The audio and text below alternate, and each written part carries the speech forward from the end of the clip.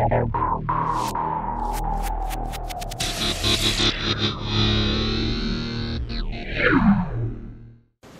ao que a gente estava lá, então, acho que a primeira coisa que a gente pode conversar é sobre o conceito aristotélico, né? Trabalhar essas ideias de como o Aristóteles falou e tal, vendo de maneira simplificada, mas que pode ajudar para a gente, né? Tem uma obra do Aristóteles, é um livrinho relativamente fácil de ler, simples, chama Poética, né, do Aristóteles. Assim, ele vai colocar uma série de questões lá. Para nós, o que importa é a questão da verossimilhança, né? O que é a ideia da verossimilhança? Aquilo que faz parecer verdadeiro, faz uma coisa parecer verdade, né? Isso é muito importante na hora que você vai trabalhar um conceito de uma história, por exemplo, fazer ambientação, como a gente fala e tal, né? Por quê? Se você for pegar o que o Aristóteles fala, ele fala o seguinte, ele fala da verossimilhança fazendo uma divisão entre o que é história e o que é a poesia, fazendo uma diferenciação básica. Segundo ele, o papel da história é contar como as coisas aconteceram. Então você vai se basear em fatos, você vai tentar ser o mais fiel possível de como as coisas aconteceram naquele período, né? E aí vem a questão interessante. Já a poesia, segundo Aristóteles, ela tem a função de contar como as coisas poderiam ter acontecido, ou poderiam acontecer. E é o fato de você jogar esse verbo aí para o poderia, né, deixar meio uma ideia mais subjetiva, você está pegando uma questão interessante. Porque assim, enquanto o papel histórico é você mostrar os fatos, avaliar os fatos históricos, colocar eles em modo como eles colocaram, tentando construir uma espécie de verdade histórica. Hoje em dia esse conceito é um pouco criticado dentro das faculdades, mas durante muito tempo aquela coisa, se está na história é verdade, né? Sempre teve essa ideia, né? A poesia já não tem esse compromisso.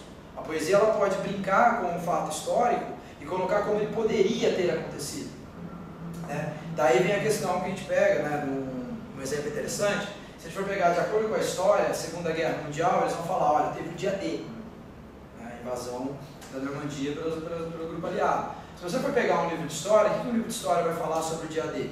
Vai falar, olha, então avançaram nesse modo, ele vai colocar muito impessoal. Ele vai, por exemplo, descrever o modo de invasão, né? Ó, tal companhia desceu por esse caminho para tentar tomar essa não sei o que lá, o suporte aéreo feito pelo não sei quem, não sei o que. Ele vai dando descrição de como as coisas aconteceram, né? Aí você já vê, por exemplo, a questão poética ou artística numa primeira cena de um filme que nem o Resgate do Soldado Ryan.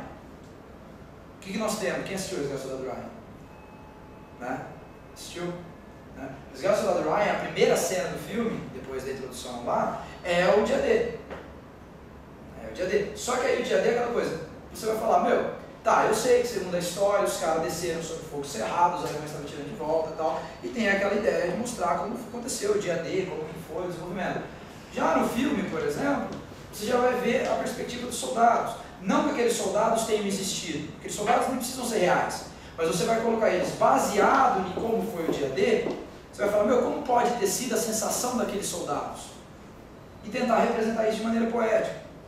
Você vai tentar representar o como, que é aquela questão que ele acabou de falar, como pode ter acontecido, como poderia ter acontecido, pensando de outra maneira, colocando sentimentos, colocando outras coisas, dando essa vazão para o cara poder trabalhar as possibilidades. E aí entra a questão da verossimilhança, que é a ideia de parecer verdadeiro.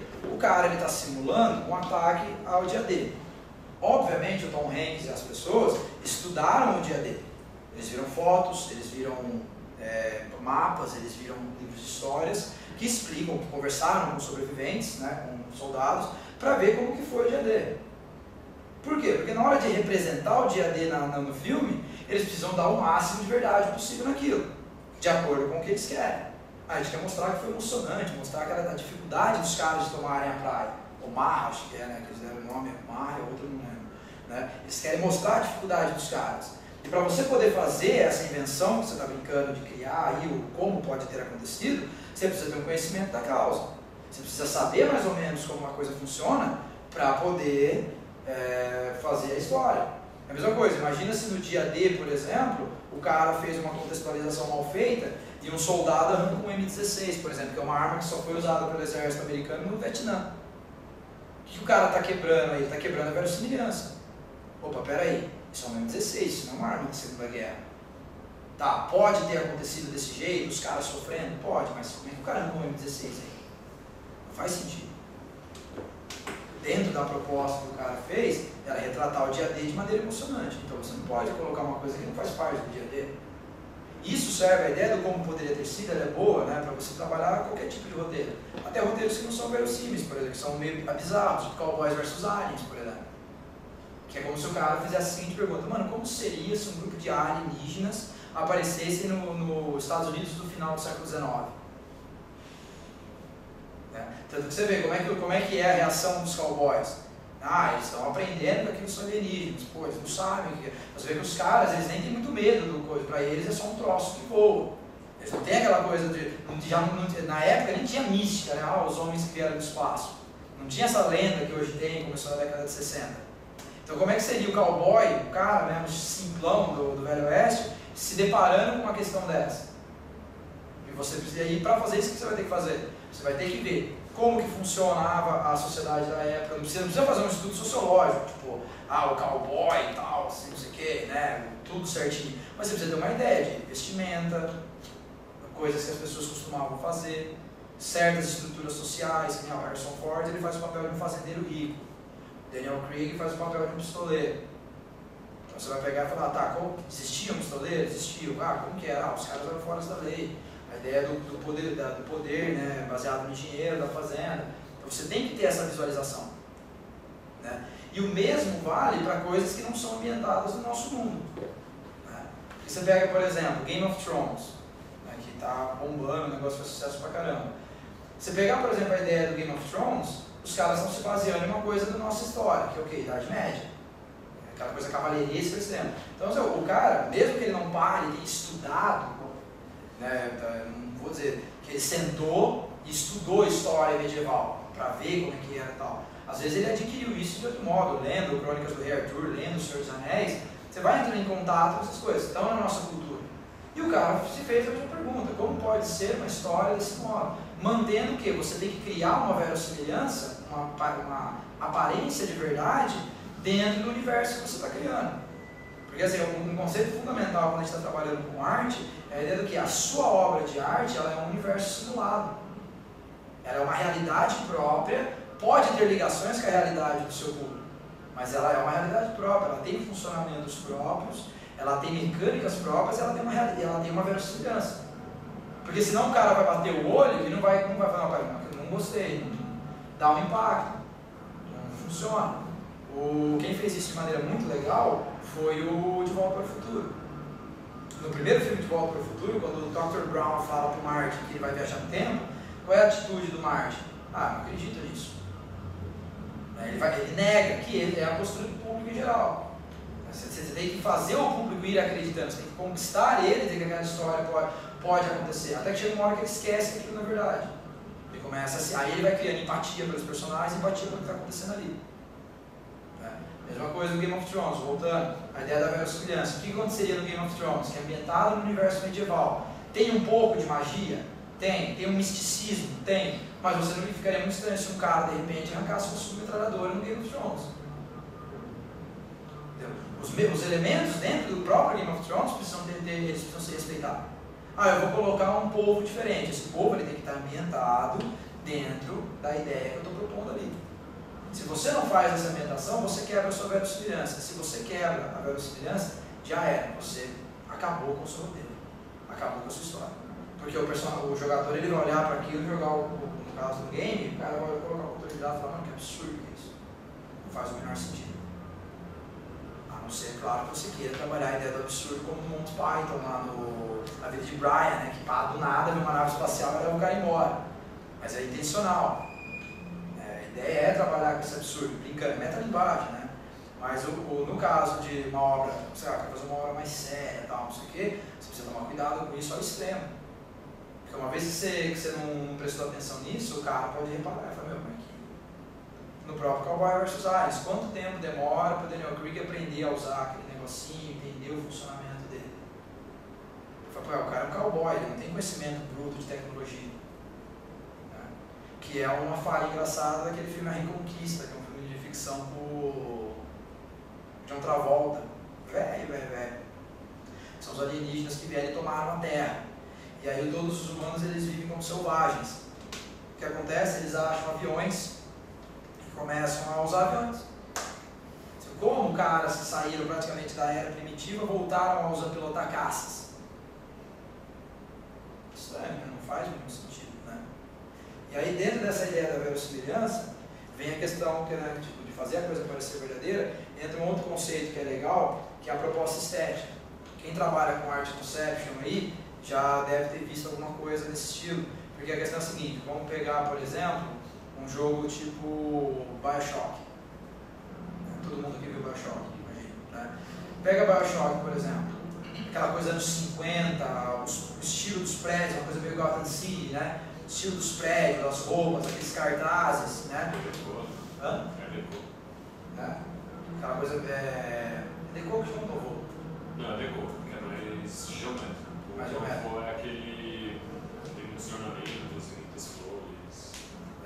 Essa que é a diferença, né?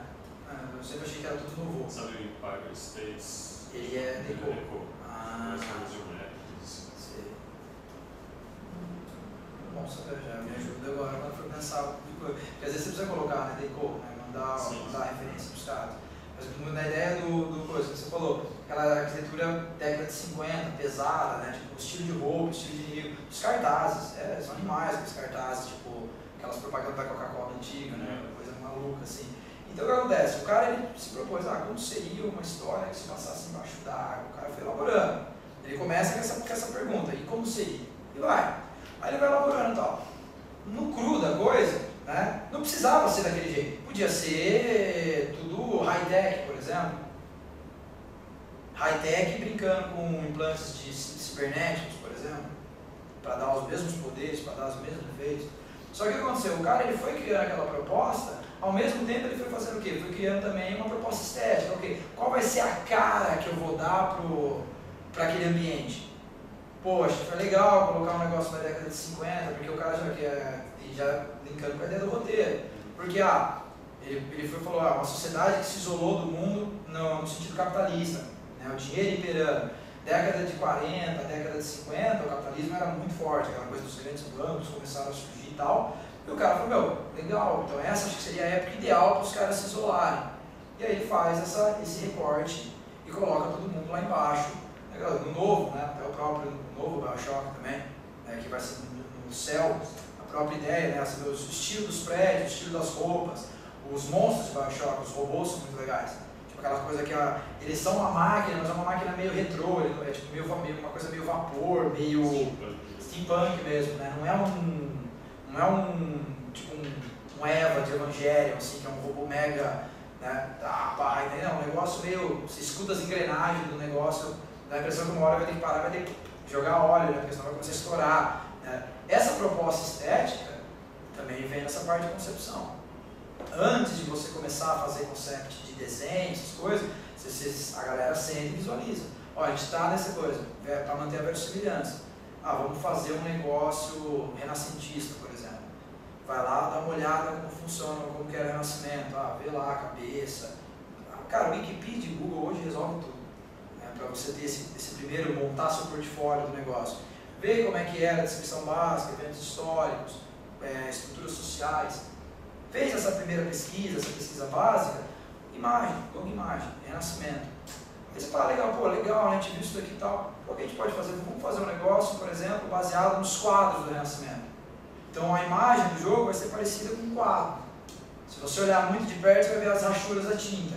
Legal, a proposta estética, casa com a ideia do renascimento? Casa, apliquemos. Um jogo que fez isso magistralmente, Okami. Vocês viram o Okami? O Okami acho que eu acho um dos melhores trabalhos gráficos que eu já vi na vida já. Não é o melhor gráfico em termos de polígono, em termos de... mas é a melhor proposta estética, uma das melhores que eu já vi. A gente vai fazer um jogo sobre deuses antigos japoneses, né? Aquele primórdio da civilização japonesa e tal. O que os caras fizeram? Vamos fazer no estilo da pintura japonesa. Abusaram de 2D, abusaram de cel shade e ficou fantástico. Porque dentro da proposta que eles tiveram, como seria, tal, não sei o que, fechou, né, não sei o que, os caras vão falar, beleza. E a proposta visual do negócio? A gente já tem aqui, e aplicaram. E ficou Fantástico. Ah, vou fazer um jogo sobre, sei lá, marginais em São Paulo, que em São Paulo faz um jogo, sei lá, com uma estética de grafite, por exemplo, personagens meio grafitados. Né? Sempre a ideia do que a proposta estética vai depender do que você quis fazer. E o que você quer fazer depende da verossimilhança. Depende de quão verdadeiro você vai conseguir fazer aquilo ficar. Se você não consegue fazer aquilo parecer verdade, já é. E uma vez que você criou os mecanismos para aquilo parecer verdade, aí você vai trabalhar proposta estética, visual, dos personagens, roupa, né? Como você pegar um Star Wars, por exemplo, tem uma arquitetura de Star Wars, estilos de prédio de Star Wars, estilos de roupa de Star Wars, estilos de nave, né? Você tem toda uma arquitetura própria, toda uma proposta estética própria que os caras tiveram que fazer para bolar. Senão fica um negócio, até o pessoal reclama muito da diferença, né? Você pega, por exemplo, a primeira trilogia, umas roupas meio década de 70 tal, os caras faziam uma garimbada lá. Na nova trilogia, eles não podiam romper totalmente com a primeira proposta estética. Então o que eles fizeram? Deram uma incrementada na roupa, né, nos estilos de vestimenta, mas você percebe que a moda de Star Wars é a mesma. Tipo, é fácil você reconhecer um cara vestido de Jedi. Você vê o cara, esse cara é de Jedi, o olho parece estar vestido de Jedi. Por quê? Porque o contexto que eles criaram, né, visual, textual, musical, tudo isso, é tão forte que você já começa a reconhecer, você não tem mais aquele problema de não identificar aquilo como verdadeiro. Você já bate e fala, isso é legal, eu gosto, faz parte da minha cultura, e você já consegue ler, sabe de luz. Qualquer coisa, você fala, nossa, na hora. Você não se pergunta se isso é verdade, se isso não é mais, porque já está dentro do contexto, já faz parte da nossa coisa, foi tão bem inserido que já está legal, está tranquilo já. Uma coisa que eu acho muito legal, para você ver essa questão da verossimilhança da ambientação, quem jogou Skyrim? Vamos jogar? No Skyrim, o jogo é medievalzão mesmo, é muito medieval. E você vai jogando, pá, até que chega uma hora que os caras te mandam numa dungeon lá de uns anões, e os anões são uma coisa meio mega tecnológica. E um jogo que você só vê coisa arcaica, sabe, tipo moinho, coisa assim, forja. De repente você entra lá numa dungeon e você vê uma mega máquina com uns negócios, uns arcos, assim, com um monte de lente que você vai fechando, vai fazendo umas luzes assim. Você fala, cara, é muito louco. Porque dá aquela quebrada, velho. Isso mostra que os anões eram muito à frente. Né? É uma coisa simples, mas que dá essa coisa, faz dentro da ambientação. Para você dar a ideia de, nossa, quando você chega nesse lugar e você vê, você fala, cara, que legal, né? Tipo, que diferença da sociedade do resto do mundo de Skyrim. E fica verossímil.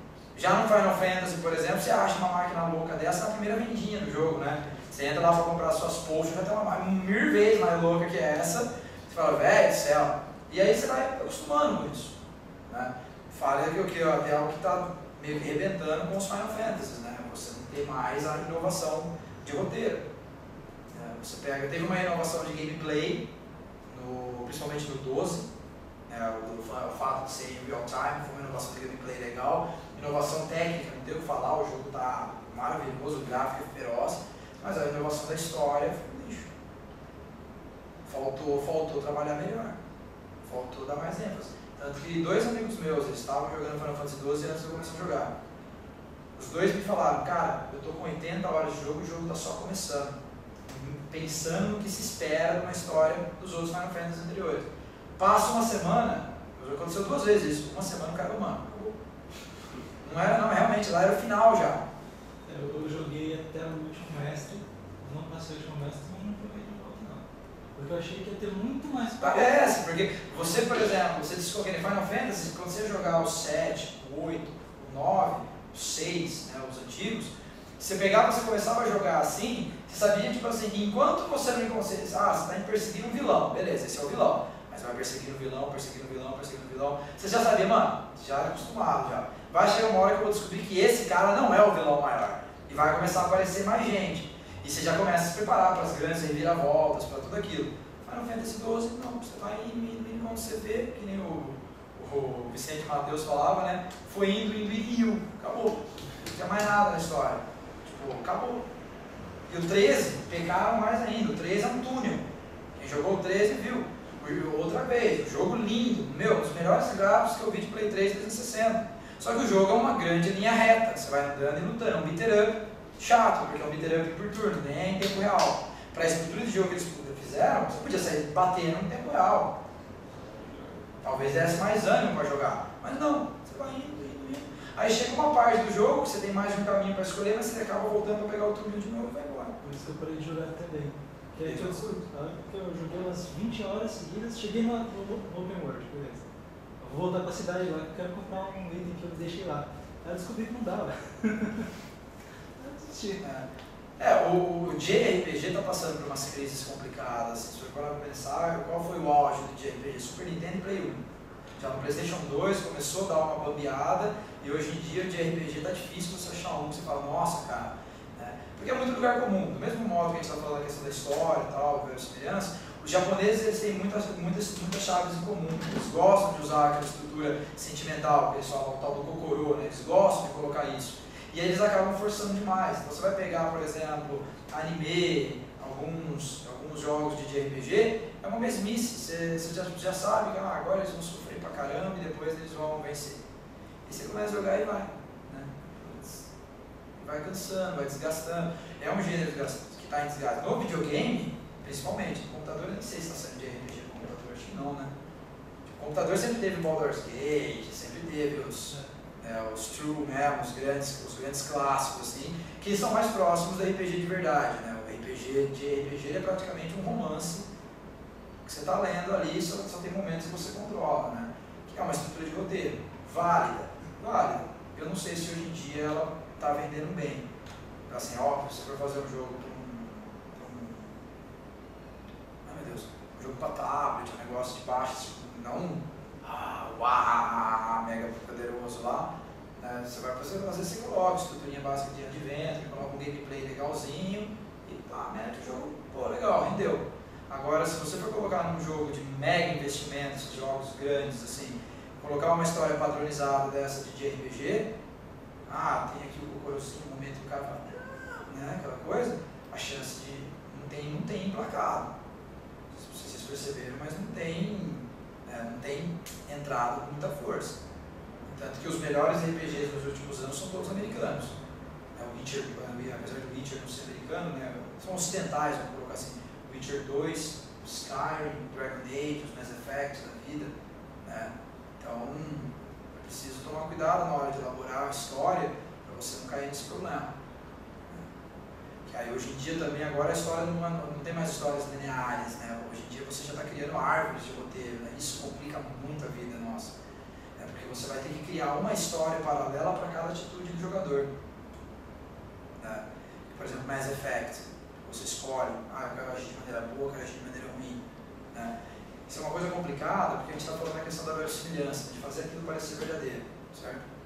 E aí você começa a fazer um jogo e você quer dar essa árvore de escolhas. O cara tem várias possibilidades de escolher um caminho bom e um caminho ruim. Isso pensando em dois caminhos para não azucrinar a nossa vida extrema. Né? A questão é, você criou o personagem, a gente vai ver um pouco sobre a criação do personagem, né? Você criou o personagem com a tendência dele, ele é um cara bom, legal. Vamos pensar assim, ele é o Luke Skywalker. E aí chega uma hora que aparece a possibilidade dele fazer uma coisa ruim. Você quer dar essa possibilidade para o jogador. Mas o jogador acostumou o jogo inteiro com ele sendo bom. Como é que você vai enfiar o cara do nada fazendo uma coisa ruim? É de se pensar. Porque a hora que você fizer a escolha de trucidar o inimigo e tal, você vai ter que pensar em todas as implicações para aquele personagem. Ele vai se sentir mal com isso? Pelo jogador que faz sentido ele se sentir mal. Então eu vou colocar isso. E como é que eu justifico que ele continue fazendo coisas ruins? Ele vai se acostumando. Ele vai ficando mal aos pouquinhos, por exemplo. Isso, pensar em roteiro, falas, na postura, nas próprias cinemáticas, tendo que pensar as animações, expressões faciais. Então é um negócio que o planejamento é muito complicado. E não tem como a gente pegar e falar, vamos pensar um roteiro aqui, né? Porque aí já vai embora. Mas sempre aquela coisa. Por isso que o conceito de verossimilhança é tão importante. Porque uma vez que você criou a proposta, você não pode quebrar. Porque se você quebrar, o cara vai perceber. O jogador pode perceber. O jogador botãozeiro, né, que a gente fala, o jogador que só quer martelar o botão, talvez ele não perceba. Mas o jogador, o cara que já tem uma postura mais crítica, o cara que, principalmente o cara que cresceu jogando videogame, não é aquele moleque que pegou videogame para jogar Call of Duty e matar todo mundo, é o cara que gosta de apreciar o negócio, porque querendo ou não, é uma arte hoje. É uma manifestação artística, tanto quanto o cinema, tanto quanto a literatura, né? Tem traços artísticos como todos esses outros. Né? O cara vai reparar, o cara ele quer tipo, enjoy a ação dele de jogar. Ele quer jogar sentindo prazer, ele quer ver o que vai acontecer com aquele personagem. Ele vai pegar afeto pelos personagens, ele quer ver o que vai acontecer, ele quer chegar lá e falar, meu, adorei. É isso, pô, legal, isso é que o William falou, é o sentimento do cara que está em jogo ali. Você está fazendo o cara sentir alguma coisa, que é a função da arte. Um amigo meu que ele fez antropologia, ele brinca assim, ele estava fazendo letras também. Ele brinca assim, a função da arte é falar tudo que a ciência quer, mas não pode. Porque a ciência se prende a regras racionais, metodologia e tal. O livro não. Se eu quiser falar que Dom Casmurro, Memórias Póstumas, o cara está morto, escrevendo, acabou. Mas como isso é possível? Não tem problema. Você vai gradativamente fazer a introdução que o leitor fala, pô, legal, ele está morto. Aí o cara aceita aquilo como uma verdade. Não quebrou a verossimilhança? Não. E aí você começa a trabalhar os sentimentos. A arte, ao contrário da razão, ela é muito sentimental. Você leva o cara a pensar? Leva, mas não de maneira racional. A ciência, você obriga o cara a pensar. Na arte, você convida. Você, ó, se quiser vir pensar, tem. Senão, não. Como a gente estava falando, toda obra de arte é um universo simulado. Então, essa realidade que você está criando ali, nada mais que você vai fazer na verdade. Você vai jogar essa realidade em conflito com a realidade do seu público. É sempre uma relação de conflito. A ciência, o conflito é menor. Por quê? Porque você está explicando para o cara uma coisa da realidade dele, do mundo em que ele vive. Na arte não, você está dando para o cara uma outra realidade.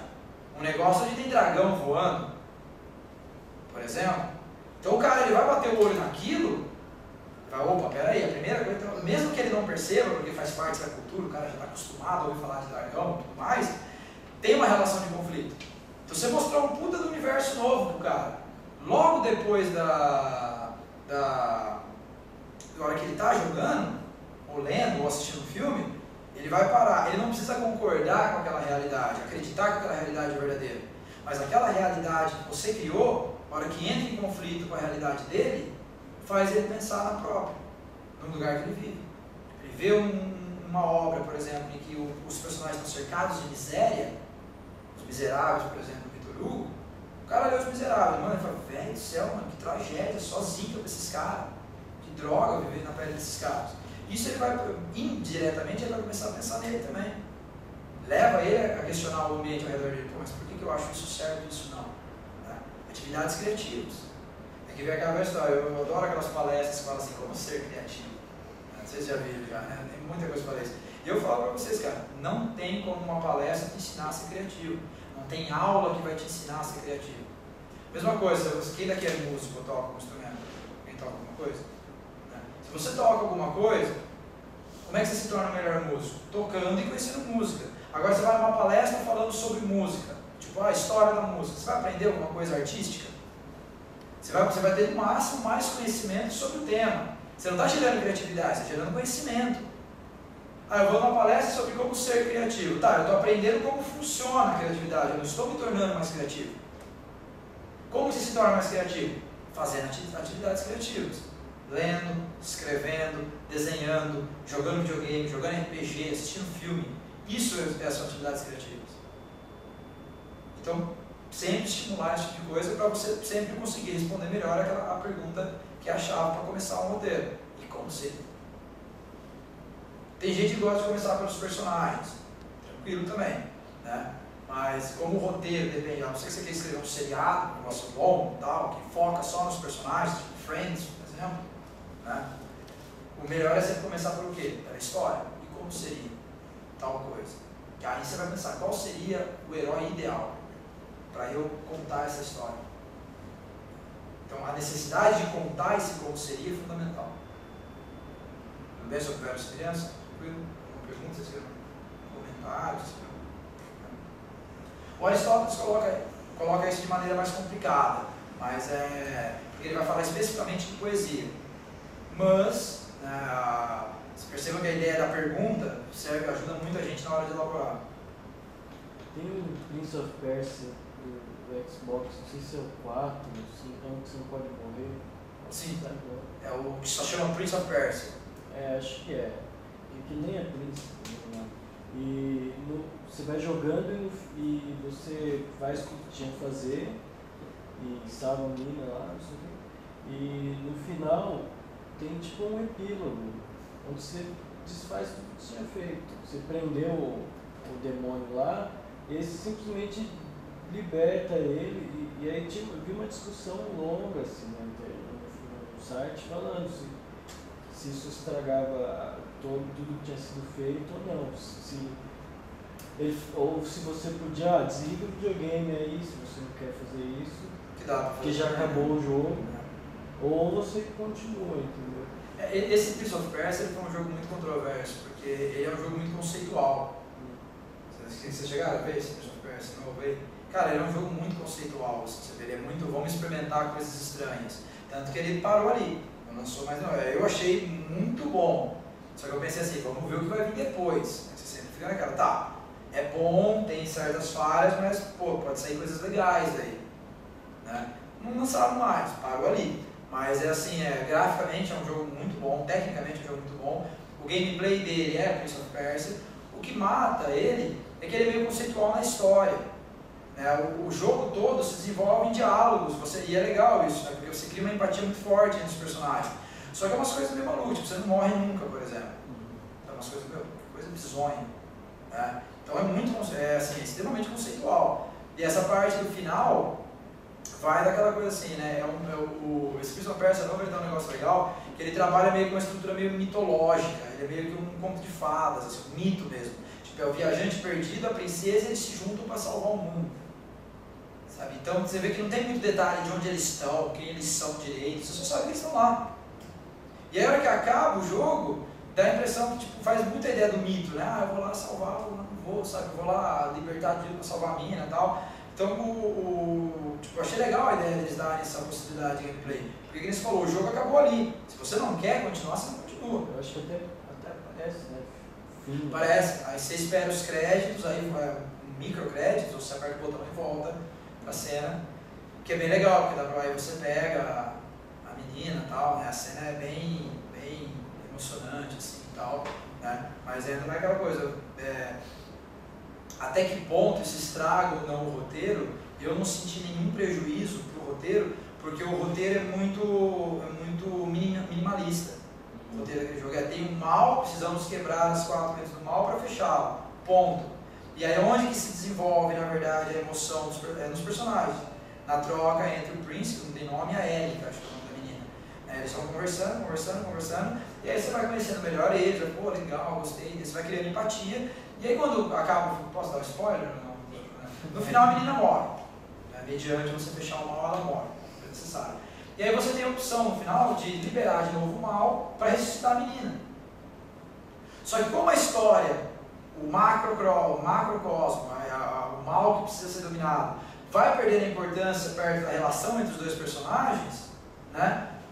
A hora que você chega no final, você fala, cara, é muito mais legal pra mim salvar a menina, porque eu gostei muito mais da relação entre os dois, do que manter essa porcaria presa. Tipo, chega um ponto e fala, pô, não importa o mundo, eu quero salvar ela, porque ele precisa dela, sei lá, afetou o sentimento do jogador, entendeu? Você conseguiu chegar onde você queria.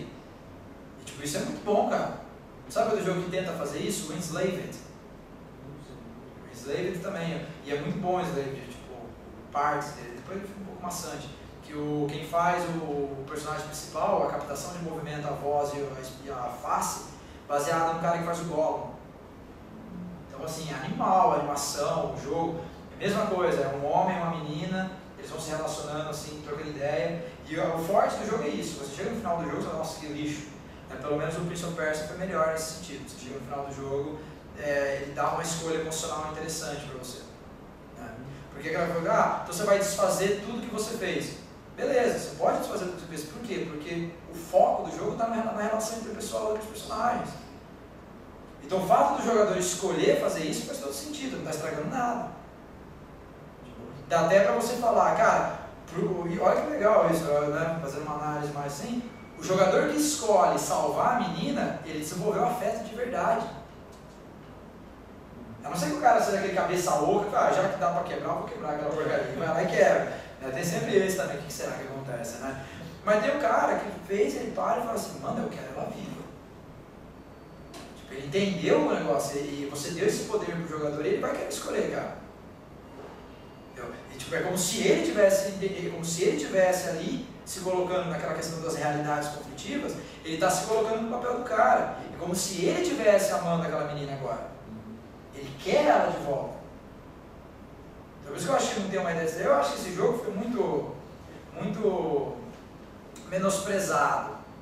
Né? Porque, assim, aquela coisa que a gente falou, ele é um jogo meio conceitual demais. Talvez se o gameplay dele fosse menos repetitivo, porque chega uma hora que você cansa de escalar, pular e lutar, porque a luta dele é tudo a mesma coisa também, aí talvez ele fosse se tornar fosse um jogo muito bom. É por isso que eu sempre falei, cara, eu queria ver o segundo. Shadow of Colossus, né? Shadow of Colossus, extremamente conceitual, cara, meu Deus. Não, os caras, como que chama a empresa mesmo? Que eles fizeram Nico, Shadow. É Tinico. Tinico? Eles colocaram esse nome disso. Eles são loucos, cara. Tipo, tudo bem que eu não concordo com. Eu vi uma entrevista do produtor, do líder dessa equipe, falando sobre roteiro. Aí é o que eu sempre falo, né? Tipo, você é descendente japonês ou não? Sim. Então, desculpa todo o respeito, mas a galera também. Cara, japonês é muito louco, velho. Cara, depois que eu vi Bayonetta, mano, eu não duvido em mais nada, velho. Não duvido em mais nada, pela madrugada. Mas eles são meio malucos, mas no Shadow of Colossus vocês acertaram. Cara, o jogo, você tá cavalgando naquele mega cenário sozinho, cara. Tipo, na ideia da verossimilhança mesmo. Sem música. Sem música. De vez em quando dá um negocinho assim. Quando você encontra o caminho. E, meu, e você vai cavalgando, cara. É aquela ideia da verossimilhança. Os caras montaram tudo aquilo e a verossimilhança que leva a ambientação. Qual é a ambientação? Cara, você tá naquele lugar muito louco. Gigante, cara. Sem nada. Maluco isso, cara. Você chega num lugar, você para, vai, você fala, meu, eu não tenho que vir aqui, mas nossa, que lugar legal. Você para e fala, Então, isso que no game eu acho que é importante, que eles falaram do Prince of Persia, talvez eles não tenham linkado, eles tenham feito um roteiro muito bom, mas o gameplay talvez não tenha sido muito bem equilibrado.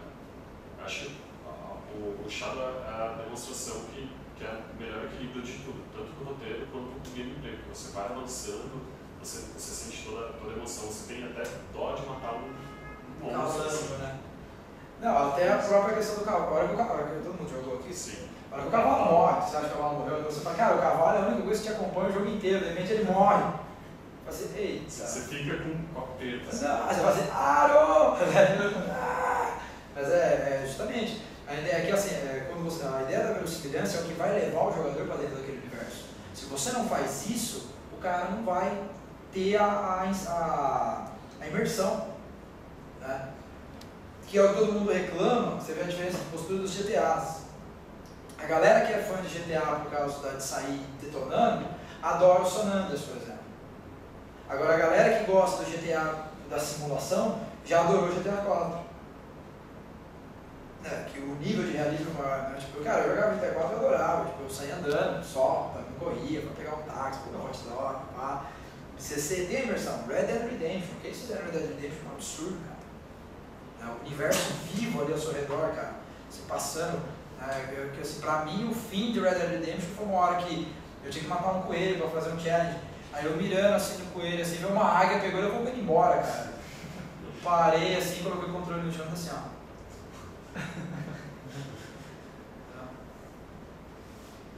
Louco. E o roteiro de Red Dead Redemption tipo, todo mundo jogou Red Dead, não? Então esse eu não vou falar nada, porque senão eu vou estragar, que tem uma parte do Red Dead que eu acho fantástica. Enfim, é meio... A parte do rancho. Pra mim a parte do rancho é genial.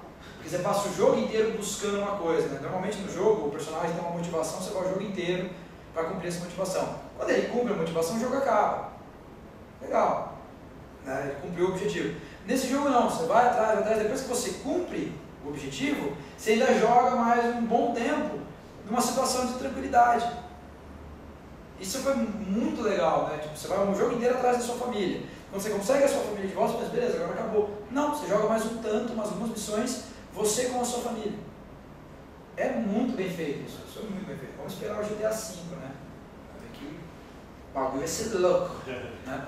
Bom, então eu acho assim, sobre a questão da verossimilhança, não tem mais, acho muito A não ser que agora ir lá e começar a destrinchar os textos teóricos que vocês quiserem, né?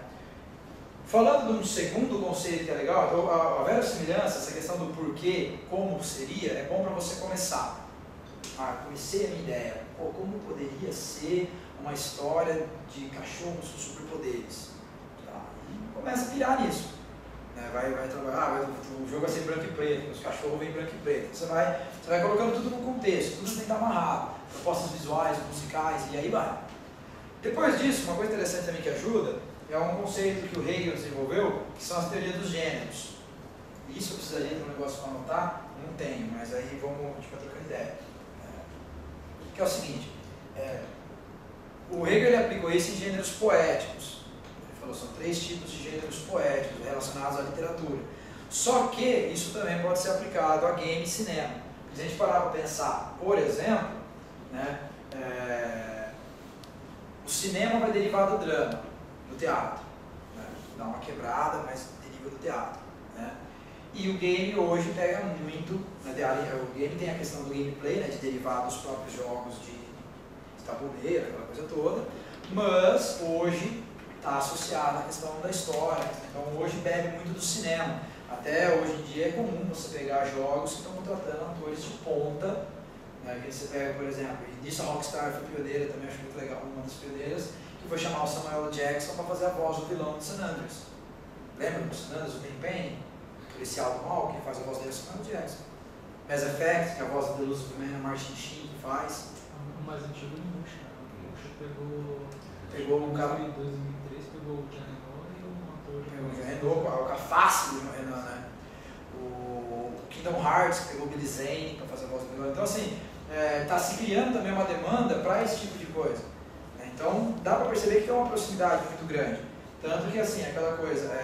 Se você pegar Metal Gear, por exemplo, o Kojima, você percebe que ele surta ali na hora de fazer os roteiros, porque os cinematics de Metal Gear são sempre tipo, né, que jogou Metal Gear 4, então dá até raiva. Você chega a hora, a gente contou, cara, você fica 40 minutos com o controle parado. Né? Hoje isso é uma marca, isso já é arcaico, né? Quem acompanha a crítica de videogame já sabe que isso você não faz mais hoje. Né? Só que era Metal Gear, então a galera queria, né? Metal Gear, né? Mas hoje é um negócio que já evita. Uma coisa. E a cinematics, cara, tá sendo coisa, toda a interação dos personagens é uma cena cinematográfica, ângulo de câmera, né? E tudo isso aí influencia, né, cara? Então bebe muito, por isso que essa ideia dos gêneros literários influencia e ajuda na hora de você conceber roteiro, né? Porque essa teoria dos gêneros, apesar de assim, ela não é essencial para você poder, como a gente pode dizer, para analisar ela ajuda bastante, mas ela é boa para você conseguir ter algumas projeções do seu projeto, para você conseguir colocar algumas coisas nele, né? Porque assim, o Hegel vai falar que tem 3 gêneros básicos, aí isso é legal anotar, que assim, ele fala que tem o gênero lírico, o gênero épico e o gênero dramático. Né? Ele fala que tem esses 3. Né? Antes do Hegel, né, na poética clássica, existia trocentos mil gêneros, né? Modos de fazer poesia, não sei o que, isso lá, é um negócio bem complexo. A partir do Hegel, não, tudo se resume a esses 3 gêneros. Primeira coisa importante sobre os 3 gêneros, não existe gênero puro. Você não vai encontrar uma obra que seja só épica, nem uma obra que seja só dramática. O que você encontra? Misturas, sempre das 3, e lugares onde uma se sobressai à outra. Uma se sobressai à outra, uma parece mais que a outra. Você fala, o teatro é mais dramático, o romance, mais épico, mas tem coisas, os elementos são todos interligados, uma coisa ainda, ele precisa ter para funcionar. Né? E essa divisão dos 3 gêneros, cara, ela quebra um galho muito bom para você começar a elaborar roteiro, começar a pensar na cara que você está dando, porque às vezes você está fazendo um jogo, né, ou um roteiro de algum filme, você quer dar uma ideia mais grandiosa, você pega, por exemplo, um God of War. Cara, o Kratos está matando deuses. Você vê aquela coisa, pá, o cara subindo, usando a faca, subindo e tal, aquela coisa, e a música, aquela coisa, ação grandiosa, essa coisa assim. Então isso é um traço épico. Né? Tudo que é meio épico, você pode falar que é a ideia do grandioso, aquilo que é interessante, que vale a pena ser contado. Né? Aquela coisa do grandioso. Mas aí você quer dar um momento mais sentimental. É um momento mais, tipo assim, que o personagem vai parar e vai ter aquele momento de tristeza, tal, não sei o que lá, aí já é um traço mais lírico. Né? Então, se você quiser, um jeito bom de você pegar e resumir, quiser colocar na frente de cada um dos gêneros, é basicamente assim: o lírico, sentimento, é a palavra principal. O épico é aquilo que vale a pena ser contado, ou grandiosidade, a gente pode colocar. É a grandiosidade. E o dramático, tensão. Por que a gente fala disso? Né? Se for pegar os exemplos máximos na literatura de cada um dos gêneros, lírica é poesia sentimental. É o eu lírico, é o cara falando os sentimentos dele e tal. Né? A épica é a história. Tudo que você conta de história no passado, ou algo que aconteceu com um personagem, pode ser considerado épico, mesmo que não tenha grandiosidade. Não precisa ser necessariamente uma história grandiosa. Né? Tipo, uma épico, normalmente quando você quer dar um tom épico, uma cara épica, você coloca grandiosidade. Você deixa a cara pá, né? Só que tudo que for relacionado a contar a história é épico. E a tensão da dramática, por que é dramática no teatro? Como é que se desenvolve a história no teatro? Você não tem narrador, por exemplo. Você não tem alguém contando a história.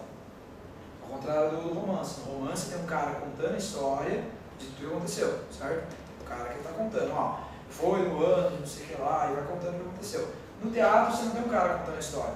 E a história se desenvolve aonde? Diálogo. Um personagem aparece, fala, o outro responde, né? E isso vai levando a história adiante. E o que marca essa troca de diálogos? Uma tensão, que é o quê? Um puxa para um lado, o outro puxa para o outro. Sempre tem uma relação tensa ali. Uma relação, o drama se baseia nisso. Então sempre que você trabalhar a ideia de tensão, né, aquela coisa de diálogo, sempre que você trabalhar a ideia de forças opostas lutando, traço dramático. Sempre que você trabalhar a ideia de grandiosidade, traço épico. E sempre que você trabalhar a ideia de sentimento, traço lírico.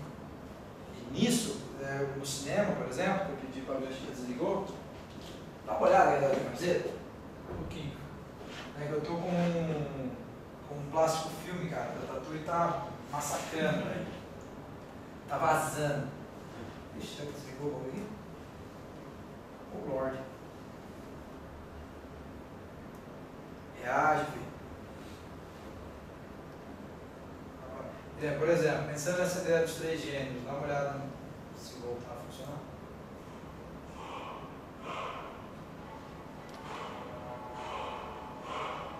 Ó, crescendo.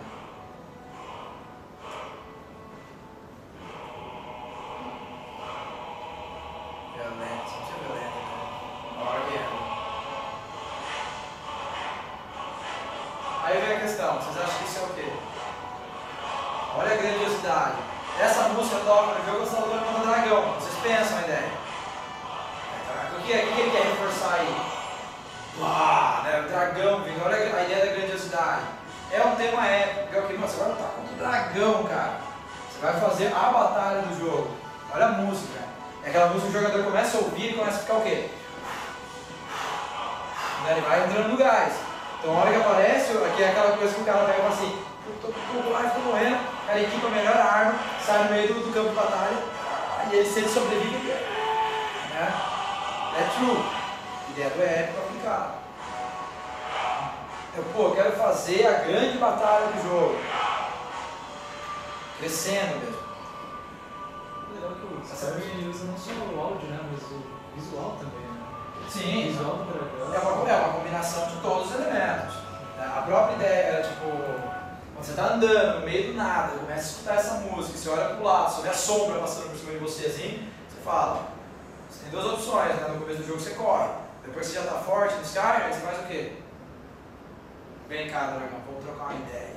Aí você já está se tornando um personagem épico, você já está ficando épico também. Então você já virou o herói, você é o cara que enfrenta o dragão, que peita o dragão de frente, entendeu? No começo do jogo é legal, dá até arrepio, assim, todo mundo começa a correr, não sei o que lá, e vem os soldados, te ajuda, você corre junto, vai, não sei o que. Exatamente. Aí uma outra que eu acho legal, pra vocês verem a questão da ambientação aplicada junto, a ideia da verossimilhança, ambientação junto com coisa, é uma cena desse filme aqui, ó. Essa cena é muito legal porque, assim, primeiro que é o Tom Hanks, né, e o Tom Hanks fazendo um filme de matador é difícil isso. E o outro é o Paul Newman, só o Paul Newman, né. Aí, é uma cena que é muito bacana porque ela tem muita ideia do como que funciona uma atitude mais lírica e como entra também, e ela é legal porque ela tem o lírico e o dramático. Porque quando tá todo mundo morrendo aí, você vê que às vezes tem um pianinho tocando. É um pianinho que vai, não tem som, pá, pá, pá, pá. E a hora que o Tom Hanks chega para falar com o Paul Newman, porque ele mata todo mundo. Aí só o Paul Newman sobra. A hora que ele chega para falar com o Paul Newman, a hora que ele vai, a hora que ele está chegando, que ele sai da sombra assim com a Tommy, começa um violoncelo. E aí você percebe claramente como na hora que entra o violoncelo, começa uma ideia mais de tensão. Como dá uma certa agonia, sabe aquela coisa meio, velho, vai matar o cara, velho, agora, né? E dá aquela reforçada. Meu, é fantástico, cara, é fantástico. Vocês já assistiram aquele desenho do anime chamado Metrópolis? É inspirado no Metrópolis do Fritz Lang. E cara, tem uma cena muito absurda, que vai explodir tudo, e toca você pensa que vai ser explosão, vai fazer um monte de barulho, ensurdecedor. Aí toca uma música tipo meio romântica, assim. Meio que a gente está pulando ali. É absurdo, assim, você até arrepia, sabe? Porque o mundo tá caindo e tipo, tem um relacionamento dos dois lá. Dá pra ouvir agora?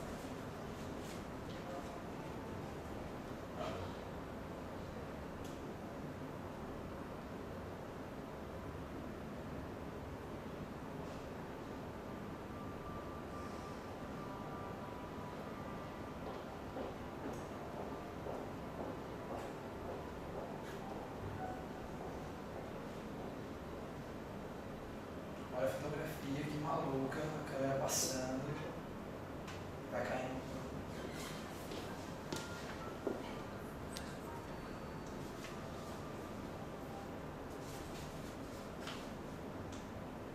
Desculpa, essa cena é muito boa.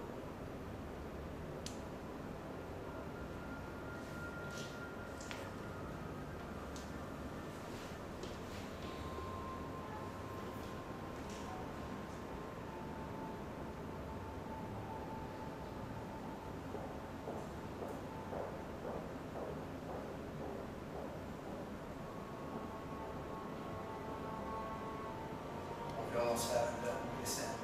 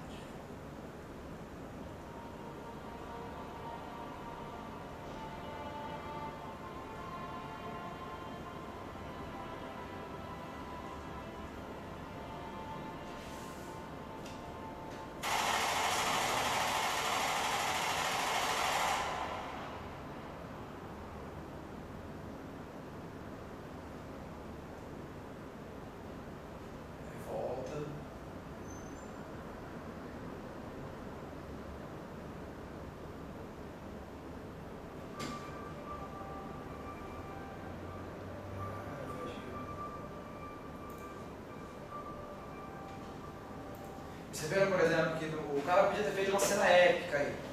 Como? Na hora do tiroteio, pá, pá, pá, pá, pá, pá, e música alta, tá, bagulho. Não. O cara deixou um pianinho, a cena você percebe que era extremamente simples, vai todo mundo caindo, essa é a própria ideia da fotografia, né, o recurso narrativo que ele usou para mostrar o efeito, né, passando, se a câmera e os caras vão desmontando, assim, aquela coisa bem anime, assim, porque isso é baseado no mangá, na verdade, né, no filme.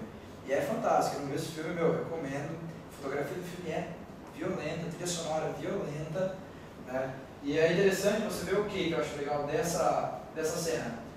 Começa a cena, tema lírico, pianinho, o pessoal morrendo. A hora que ele chega para falar, o diálogo, a parte dramática, coisa, o que acontece? Começa a subir o violoncelo, você já sente que o quê? Tensão, por quê? Resumindo a ideia, o cara, o velho, ele não pai para ele. Beleza? Só que ele vai levando o negócio que ele tem que matar o velho para conseguir se vingar do filho dele. E aí o que acontece? Ele vai, então você vê que a hora que ele vai falar com o velho, você sabe que ele vai matar ele. Então o que acontece? Cria aquela tensão, porque é tanto que você vê a cara do Tom Hanks, né? A hora que ele para, a na hora que ele vira, né? Aí dá uma acessada na música, aí o velho fala, ó, fico feliz que seja você. Sobe de novo a tensão, volta, porque agora é a hora que ele vai matar o cara. Então você tá puxando o extremo aí, né, pra mostrar o quê? O guts do cara arrancando mesmo, né? Tipo, aquela coisa, velho, agora que ele vai fazer, cara, nossa, entendeu? Isso é a ideia do bom pra você ver a ideia do lírico associado com o dramático, né? Aquela ideia da tensão. Né? Porque aí vem aquela coisa, uma vez que você elaborou a sua ideia, fez a tal pergunta da poética, como seria, não sei o que lá, e vai desdobrando, fez tudo, né? A hora que você vai começar a trabalhar com as cenas, né? Tipo, como a gente falou aqui, pô, a gente não está falando exatamente da parte formação de roteiro, a gente é só mais falar desses conceitos aplicados à roteirização. Depois que você desenvolver o plot, a ideia principal, você vai fazendo a divisão de cenas, né? Criando cenas.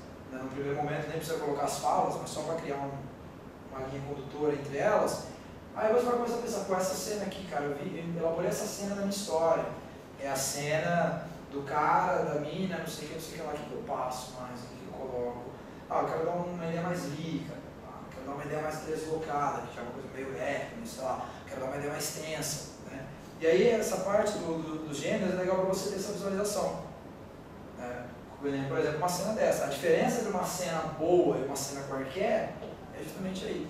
É a montagem. A montagem você vai dar onde? No tom. Na cara que você quer dar um negócio. Isso influencia em tudo. Desde a música, ângulo de câmera e os diálogos. Por isso que não é uma coisa para se pensar sozinho. Né? Mas é aquela coisa assim. Você escreveu o diálogo para ele ser lírico, para ele ser um diálogo sentimental, você precisa manter ele sentimental. A música precisa ser mais sentimental.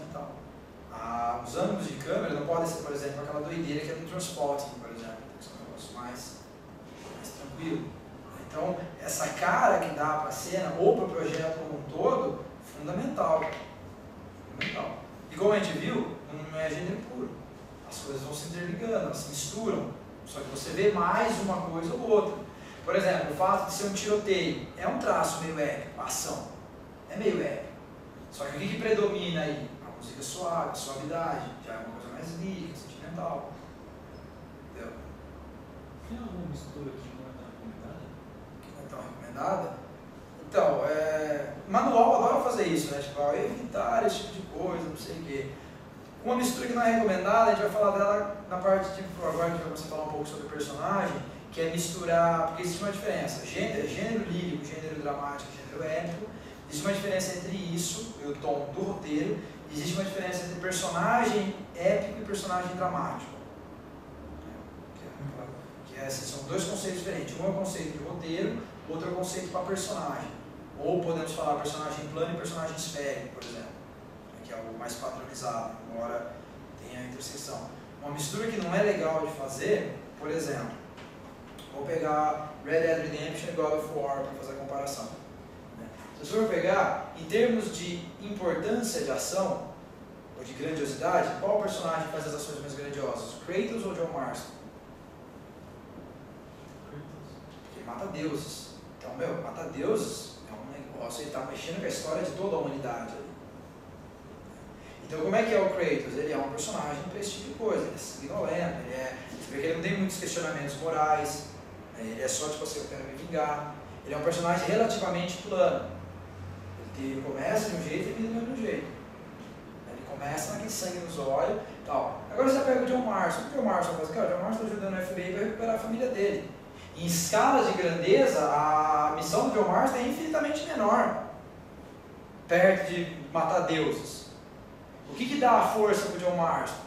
É o momento, são os diálogos, é como ele age diante disso. Né? Se você fazer uma diferença, dentro dos estilos de personagem, a gente pode pensar da seguinte maneira. O personagem da época, porque o lírico vai estar no meio dos dois, né? Porque lírico, assim, em cinema, em coisa, ele aparece como um artigo acessório. Em game, ele é um acessório, ele é um extra. Porque não dá pra você fazer um jogo só lírico, a não ser que seja conceitual, tipo Flowers, um negócio que seja mais pro cara relaxar. Embora eu acho que às vezes Devil May Cry também é um pouco, né? Você joga no nível isso só para arrancar pedaços. Eu pensei no Devil May Cry, porque o Dante ele é um pouco lírico por causa do questionamento do ser dele, né? Ele é meio demônio, meio humano, mas ele gosta mais da parte humana. E ainda assim ele é épico, né? Porque ele, querendo ou não, é um caçador de demônios. Ele enfrenta um monstro grandão, né? Tipo, a música sobe, aquela coisa. Basta pensar da seguinte maneira. Nós vamos pensar assim, em quantos momentos do jogo o questionamento do Dante sobre a dualidade dele entre demônio e humano é realmente pertinente para uma cena que você fala, cara, eu percebo aí que ele está tipo dilacerado, que ele está meio triste, que ele está não sei o quê, e faz diferença isso no jogo. Você se sente isso também? Ou você fala, beleza, vai passar essa cena, eu vou voltar a matar os bichos. Infelizmente, assim, não que não tenha esse duelo do próprio personagem, mas isso fica em segundo plano. Por quê? Porque o cara quer que passe logo a cena para ir lá socar os inimigos. Tanto que as cenas em que você tem o dilema são muito poucas.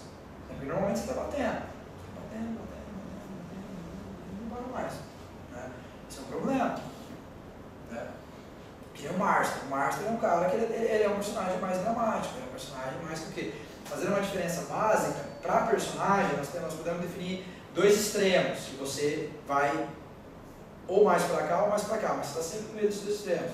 Que é um personagem de cara mais épica.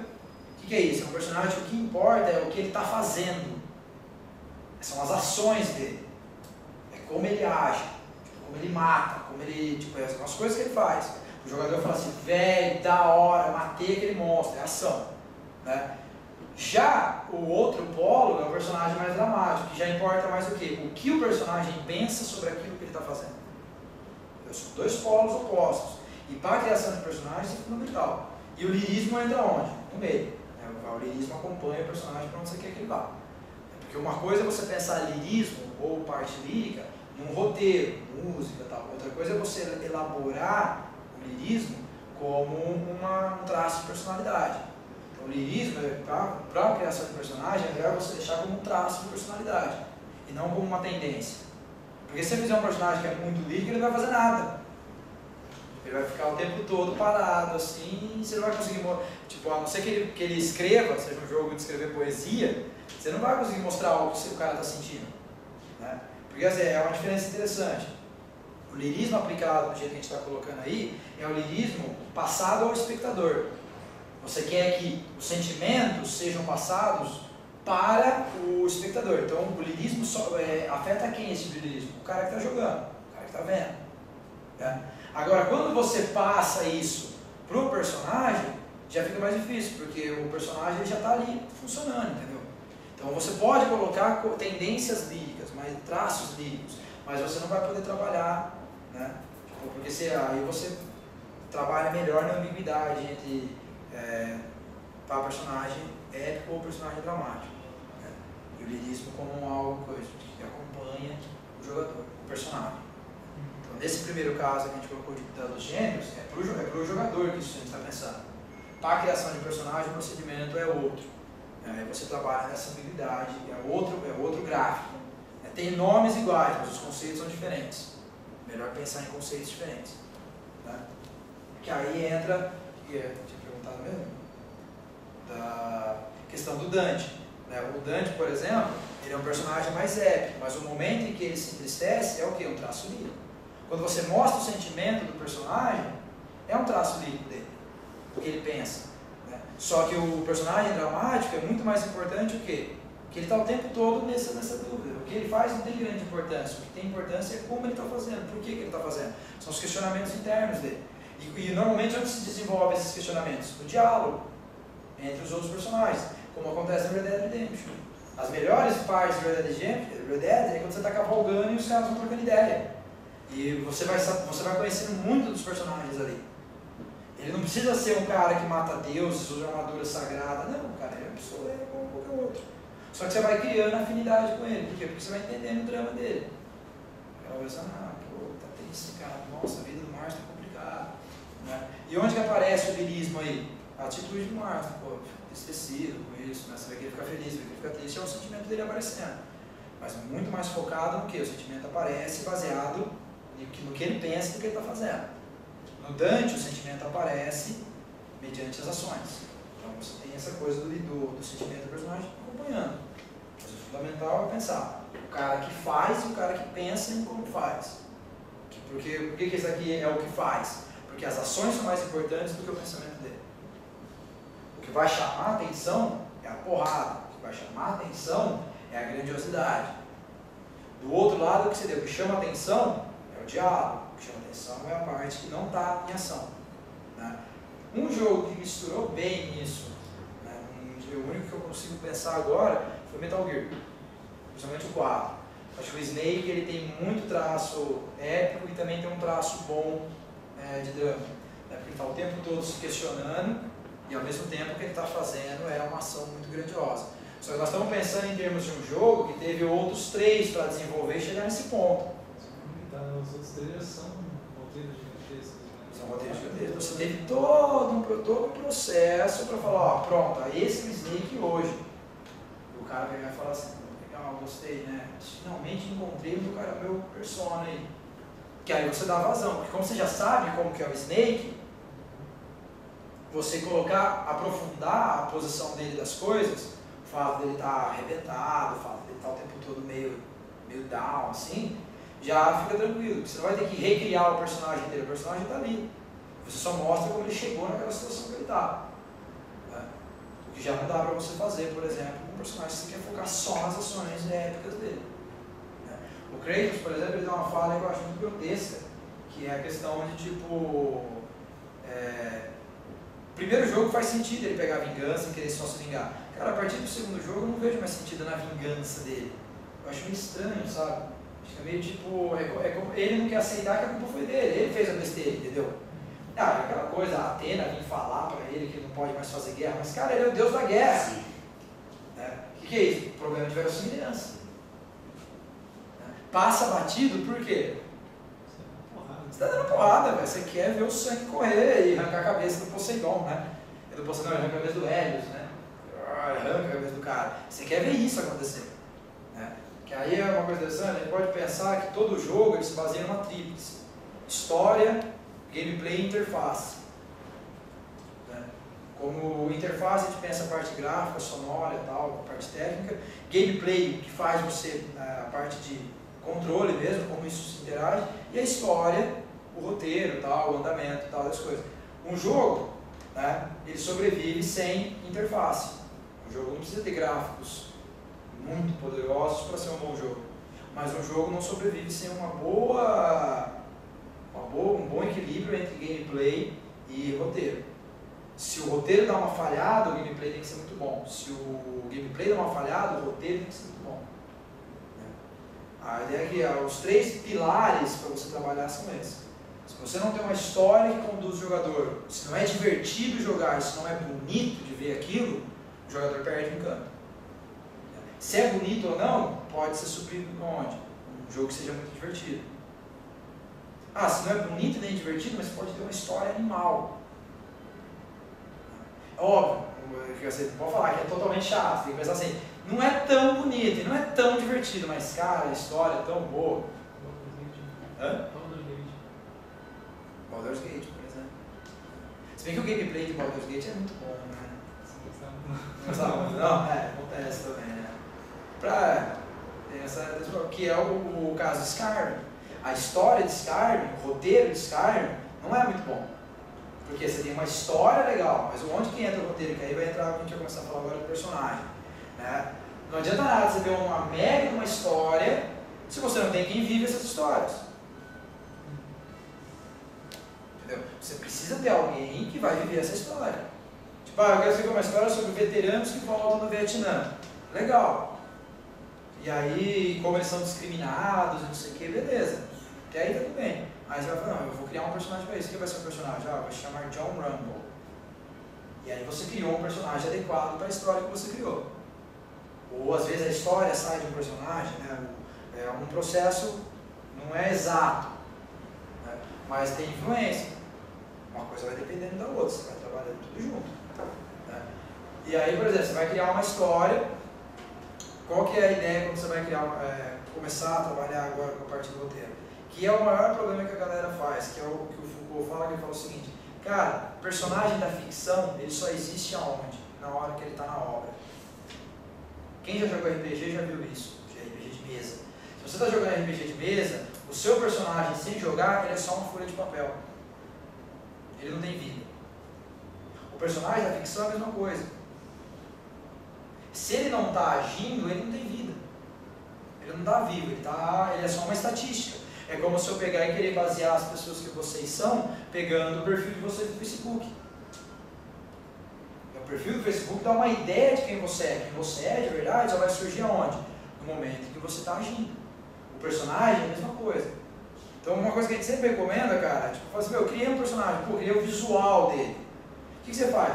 Põe ele numa historinha, em quadrinhos, que seja, faz uma tirinha com ele, qualquer coisa. Porque aí você está dando vida para ele. Como que esse personagem age? Qual é a personalidade dele? Porque a ideia da persona vem da palavra, vai derivar de personalidade. O maior problema da galera que escreve, cria personagem, é você tem que pensar num negócio muito simples. O cara que eu estou criando aqui, ele não pode ser eu. A não ser que ele seja autobiográfico. Óbvio, ele vai ter traços seus, afinal de contas, todos nós temos psicologia, né? E Freud aprovou que não tem como, a não ser que seja esquizofrênico. Você vai ter traço seu no seu personagem, vai ter coisa sua, vai ter uma marca, né? Que um psicólogo pode encontrar, esse é um personagem tipicamente de fulano. Né? Mas dentro do desenvolvimento artístico e não psicológico, você tem que estar pensando que aquele cara não é você. Como que ele vai agir em determinada situação? Aquele cara não pode ser você. Porque se é você, você não tem a persona. A ideia da persona, do personagem, é justamente isso, é criar um outro ali. É um outro que não é você. E isso é onde dá o problema nos MMORPG. Esse é o problema, por exemplo, do Skyrim. O Skyrim tem um mote, tem um mundo muito bem construído, com uma lore gigante. Só que quem é aquele personagem que você cria? Se você não se propor a ser alguém, ele passa a ser só um avatar seu para você fazer o que você quiser. Eu quero seguir os assassinos. Vai lá e segue os assassinos. Agora eu quero salvar as donzelas. Mas peraí, irmão, você acabou de virar assassino, agora você vai virar assassino. Tipo, não tem um conflito estranho aí? Uma pessoa normal nunca teria, só se ela fosse sofrendo, mas ela nunca teria esse problema de, tipo, uma hora o cara é bom, outra hora ele é mau. Pô, mas afinal de contas, o que acredita esse cara? Quem é essa pessoa? Aí você vai falar, essa pessoa não é ninguém, essa pessoa sou eu brincando de Deus, tipo, eu posso fazer o que eu quiser. Eu quero matar um dragão, tipo, você acabou de salvar a cidade, agora eu vou lá e mato todo mundo da cidade, porque é da hora. Porque é isso que eu quero fazer, porque é legal, porque eu posso fazer isso. O que você está fazendo? Você está quebrando a ideia de uma persona. Não tem aquele bonequinho que você está controlando de modelo lá, não tem personalidade alguma. Ele é só um negócio que você está usando para fazer o que você tem vontade de fazer. Entendeu?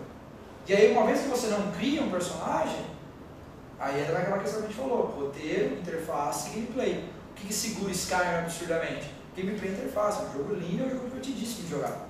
Você vai embora. A história do Skyrim é uma história que rodeia você. Você não se insere nela de verdade. Tipo, você não vê o seu personagem sofrendo lá. Porque você faz, ok, o cara fala, tá? Até a própria estrutura de conversa do Skyrim, né? Os caras param, conversam, e aí você vai pro pau. Não tem aquela coisa do tipo, sabe, a cena do cara caindo de joelho, implorando, como tem no Metal Gear, por exemplo, o sentimento vinha à tona, assim. Não tem.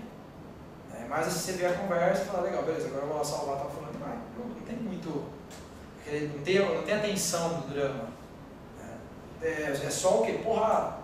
No final das contas, esse cara, para pensar, seja isso. Vou melhorar minhas armas, vou melhorar minhas coisas, vou fazer mais quests, para melhorar mais coisas e vai. Embora.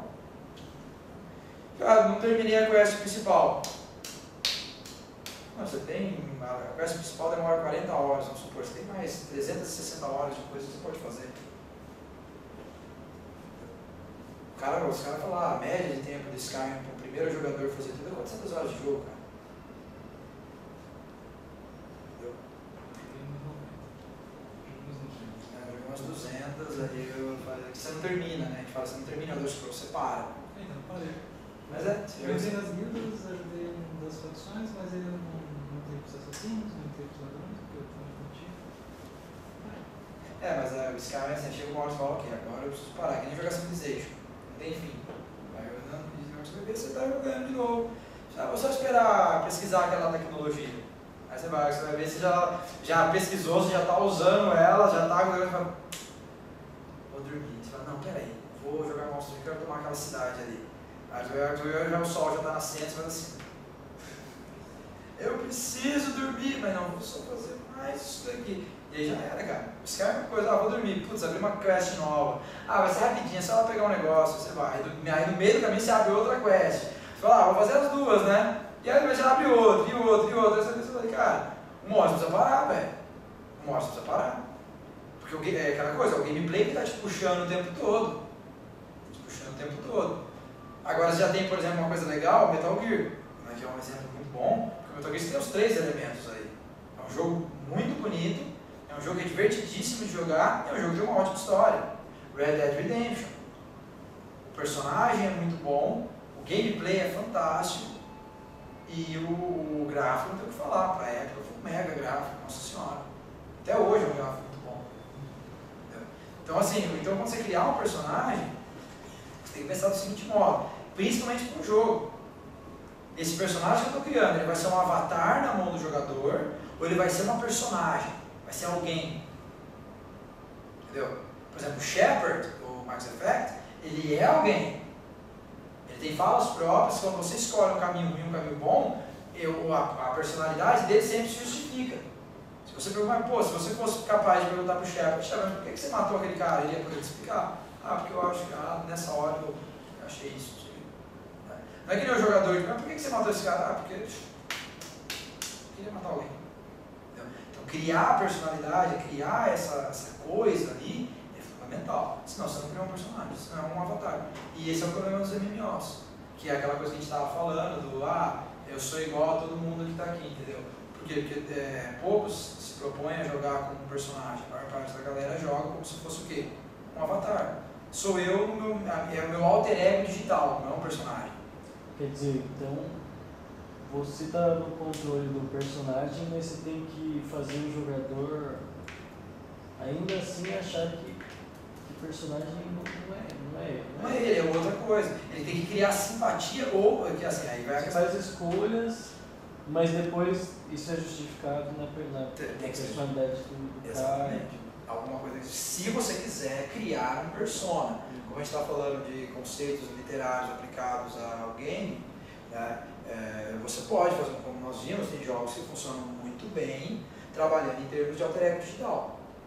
Que é o que? Aquele cara lá é o jogador, é uma versão, é o alter ego do jogador digital, não é um persona.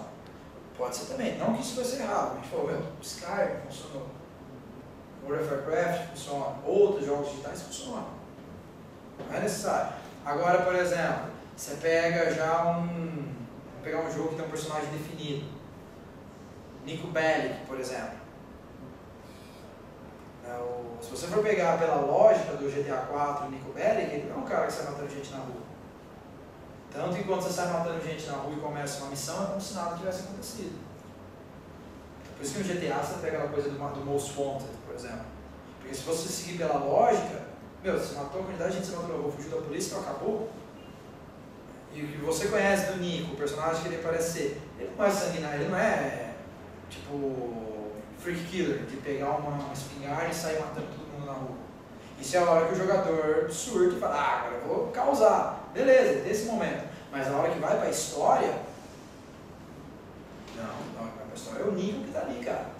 Tanto que qual que é o mecanismo que a Rockstar criou para controlar isso? Se no meio de uma missão você chama muita atenção da polícia, está ferrado. Porque você não vai conseguir cumprir a missão e lidar com a polícia ao mesmo tempo. E cada GTA fica mais difícil. Você pega do San Andreas por 4, é mais difícil você conciliar destruição e missão. A não ser que a missão peça para você sair detonando, não tem. Você vai o quê? Você vai de boa. Você vai de boa. Vou ali na minha, pá, tranquilíssimo. Seguindo o que o Nico faria, que é justamente essa que é a brincadeira. Quando você está fazendo um personagem, tem que pensar assim, o que esse cara faria, não eu. Porque o jogador tem que ter essa sensação também, se você quiser criar um personagem, ponta firme para ele. O cara que ele vira e fala, pô, esse cara, eu gostei do personagem, eu gostei do jogo. Que aí entra aquela coisa que eu estou falando, da ambientação também. Assassin's Creed, você tem um jeito que é o que aconteceu com o Ezio, né? Você mata alguém na rua, aparece Ezio não matava inocentes. Perde civilização. Que é um jeito de forçar você no Assassin's Creed, eles deram um jeito legal de te forçar a ser o Ezio, a controlar o Ezio. Né? Mas sempre tem mecanismo. Quando é mais jogo que é muito livre, você tem que criar mecanismos para você manter o cara da persona. Senão vira uma bagunça. Outros jogos que não são tão livres é mais fácil. Você pega Alan Wake, por exemplo. Alan Wake, o personagem tá ali. Você não tem muita tipo, não tem como você sair matando todo mundo. Entendeu? Então, você mantém o cara lá. O próprio L.A. Noire. O jogo ele é um pseudo free world, né? Você se mantém em linhas pré-estabelecidas, tal. Ele não precisava ser free world, ele podia ser, você clicava e ia para o lugar que você quer, tipo Resident Evil, assim, você podia clicar e ir para o lugar, não ia mudar muito. Então, por exemplo, que no L.A. Noire, todo mundo jogou L.A. Noire aqui ou não? O L.A. Noire, tipo, por ser um jogo da Rockstar, free world, você já imaginava que, cara, não consegue tocando terror. Vai ter um momento da história que eu vou ser obrigado a ser o personagem, mas eu vou ter os momentos que eu vou poder dar curtir e tal. Não tem, cara.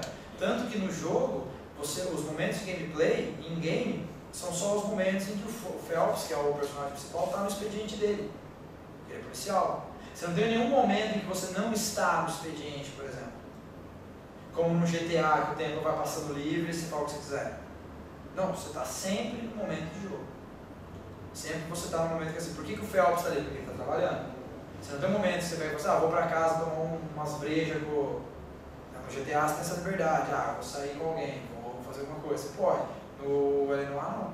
Você só pode sair, só sai com alguém, as coisas só acontecem se elas estão enquadradas na história. A liberdade dele é relativa, você tem liberdade para andar para todo lado. Você não tem o que fazer para todo lado, porque você está preso naquele momento do coisa. E aí isso dá mais espaço para você trabalhar o Phelps. Por exemplo, se você atira no inocente, no L.A., dá mau problema, você perde um monte de ponto na missão.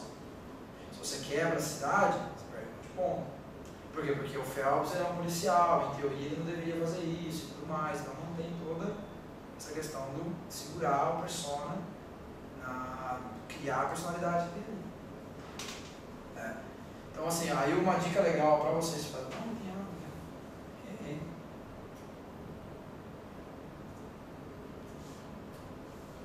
Uma dica legal para vocês fazerem, tipo assim, criou um personagem, seja ele desenhado ou não, escreve uma narrativa como se fosse o seu personagem, o diário desse personagem.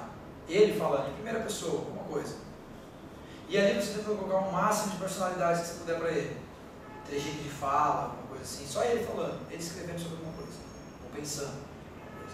Aí você cria um outro personagem e faz a mesma coisa.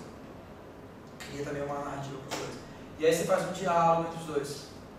Faz um diálogo entre esses dois personagens que você criou, entrega para o seu amigo e fala. Só que assim, não fala qual é qual. Mostra só o diálogo. Aí você entrega para o seu amigo e fala, qual você acha que é esse e qual você acha que é esse. No diálogo. Porque se você consegue, num diálogo, qual que é o problema na hora que você está fazendo um jogo, fazendo um filme? O personagem, você não vai poder mostrar o pensamento dele, normalmente. Normalmente o que você mostra? Fala. O personagem falando o que ele acredita, fazendo naquilo que ele acredita. Então se você conseguir deixar transparecer na fala quem é esse cara, você já está com o personagem muito bem constituído. Porque ele já está ali, entendeu? Ele já tem uma personalidade que é facilmente perceptível. É uma personalidade que é fácil de perceber. O cara bateu o olho e falou, esse é ciclano, esse é beltrano, e fechou, entendeu? Você não tem esse problema. Então, sei lá, cria um personagem, Humberto, você faz uma narrativa do Humberto e ele falando sobre o que ele pensa da vida e tudo mais, sei lá, alguma coisa, né? Aí você cria o José e faz a mesma coisa com o José. Feito isso, aí você cria um diálogo entre os dois. Humberto conversando com o José, só as falas deles. Sem falar qual é qual. E ver se você consegue enxergar o Humberto aqui e o José aqui. Essas falas aqui, pelo jeito, são do José. Essas aqui, pelo jeito, são do Humberto. O jeito bom de você trabalhar. Você vai, tipo... Não é que você precisa fazer isso para todos os personagens, mas quanto mais aprofundado é o personagem, melhor. Né?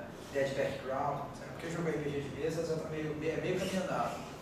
Meio caminho andado. Quem mestrou RPG de mesa, então, sei lá, 3/4 do caminho caminhado. Andado já. Né? Então vocês percebam, 3 conceitos simples.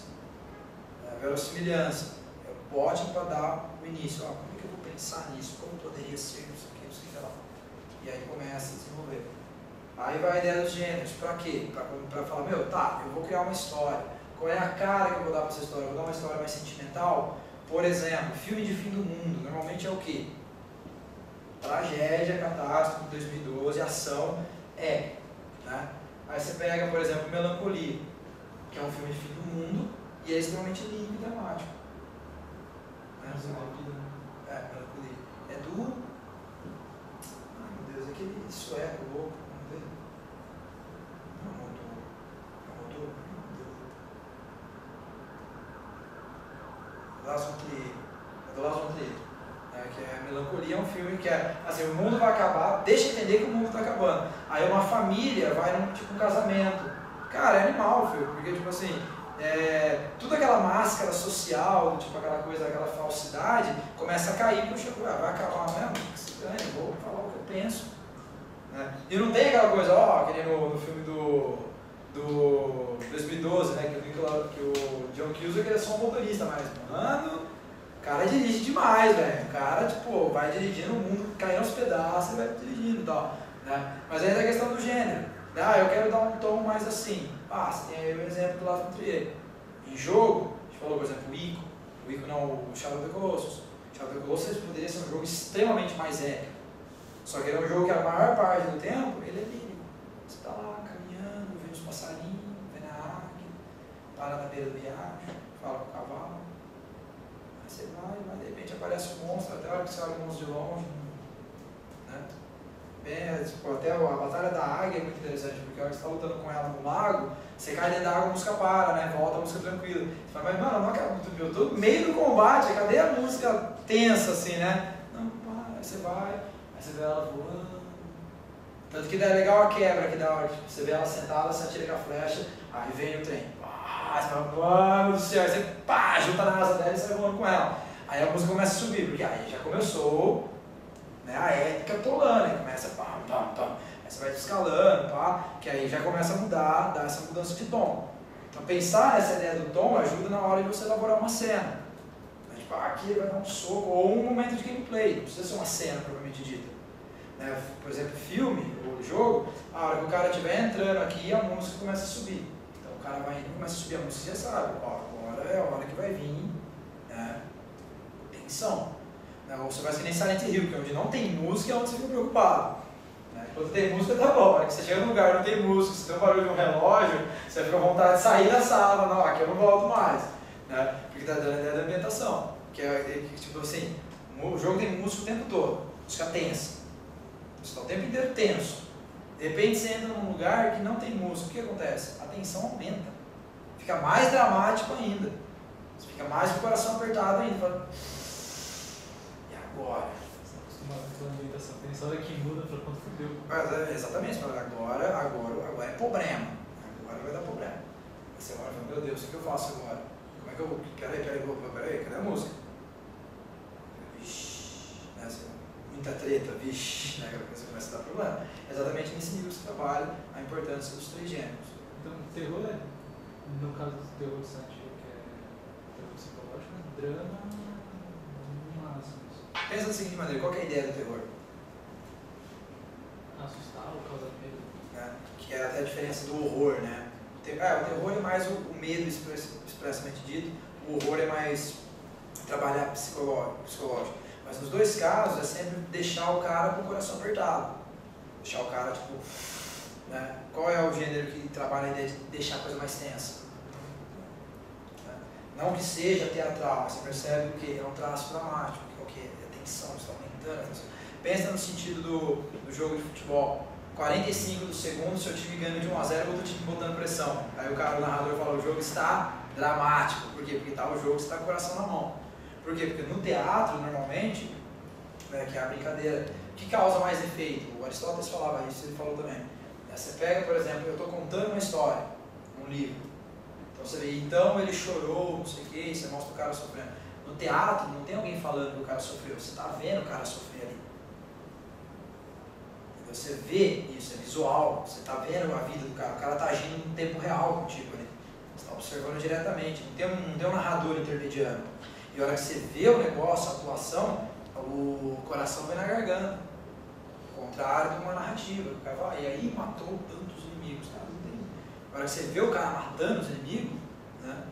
Você vê e fala, nossa, tem um traço ali, né? Tipo, olha que true, né? Por isso que o Aristóteles, aí só para coisa ele falava, que o teatro, dentre os gêneros literários, dentre os tipos do teatro, a tragédia, né, era o mais importante, porque a tragédia, a ação se desenvolvia em tempo real, o cara via a ação se desenvolver. Então isso já ensinava mais para o homem aprendia mais, né? E o homem aprende mais com o sofrimento do que com o riso. É por isso que ele fala que a tragédia é superior à comédia, porque você ri, você aprende também, né? Mas o que dá mais impacto, o que causa mais angústia, o que dá mais reflexão, é a sensação de desconforto, é o trágico, né? Nossa. Então por isso que ele brincava desse jeito. Então você vê que essa questão dos gêneros, é muita coisa para aprofundar, tem muita coisa que dá para ler. Uma coisa que eu recomendo, quem quiser pegar um texto legal, de um autor chamado Anatol Rosenfeld, que é para mexer com a teoria dos gêneros, chama Anatol, com L no final, Rosenfeld, né, que é tipo field sem o I, Feld, Rosenfeld, né, que é um livro que chama Teatro Épico, que ele fala do teatro da Idade Média. A introdução desse livro, são umas 5 páginas, assim, no texto de introdução, ele fala de teoria dos gêneros também. Aí é bem legal, para um texto simples, perto do Hegel, né? É bem tranquilo. E ele é legal para você conhecer mais diferenças de gênero dramático, gênero épico, e se acostumar melhor com essa diferenciação para começar a trabalhar, né? Então aí você pega, por exemplo, para dar ambientação, ajudar a ambientação sempre, a ideia dos gêneros, para dar essa cara, e a ideia do persona, que é o quê? Que a gente estava falando, né? Não deu para desenvolver tanto, porque já falamos muita coisa, mas a ideia do personagem é o quê? O personagem da ficção, ele só existe quando ele está agindo. E ele não pode ser o autor, ele é um personagem. Ele pode até ser um alter ego seu, mas ele não pode ser o alter ego do jogador. Você pode fazer quem você gostaria de ser no jogo. Tipo, vou fazer o Bruno Primiano do jogo, ele vai ser o cara, posso fazer isso. Mas o importante é um persona, não é você tem que pensar no seu público. O cara que está jogando o jogo, ele tem que entender que aquilo não é ele, que aquilo é um personagem. Se a intenção for essa, obviamente, se você tiver um gameplay muito bom, que garante o resto do jogo, aí pode colocar uma vassoura segurando uma espada, vai ser legal, o jogador vai curtir, entendeu? Mas agora, se você você faz questão de contar uma história, aí na hora de colocar o personagem, esse personagem tem que ser alguém que vai participar dessa história, que vai interagir de verdade, vai ser afetado por aquilo dentro dele e vai ficar triste, vai ficar feliz com isso. Entendeu? Como a gente viu na questão do Prince of Persia, como a gente viu na questão do Shadow of the Colossus. Beleza? Essa verossimilhança, eu acho que de acordo com os 3 gêneros e de acordo com o público-alvo, né? Vai variar o quão verossímil. Por exemplo, eu não curto muito épico.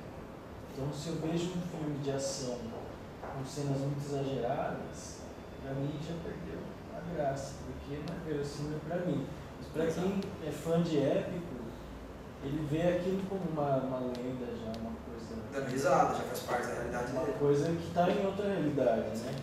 Então eu gosto mais de drama, então o épico não fica verossímil para mim, né? Ou o cara não conseguiu quebrar não conseguiu, tipo, que aí vai daquela questão que a gente estava falando, ver o quão o público está acostumado com essa realidade, né, tal, e dependendo do tipo de público. Por exemplo, você vai colocar um filme de ação, muitas pessoas estão acostumadas com filme de ação e coisas exageradas, né? E nem no Carga Explosiva, que tem uma cena que ele está com uma bomba embaixo do carro, ele rampa o carro vira de ponta cabeça no ar, tem um guindaste, o guindaste tira a bomba, o carro volta e vai embora.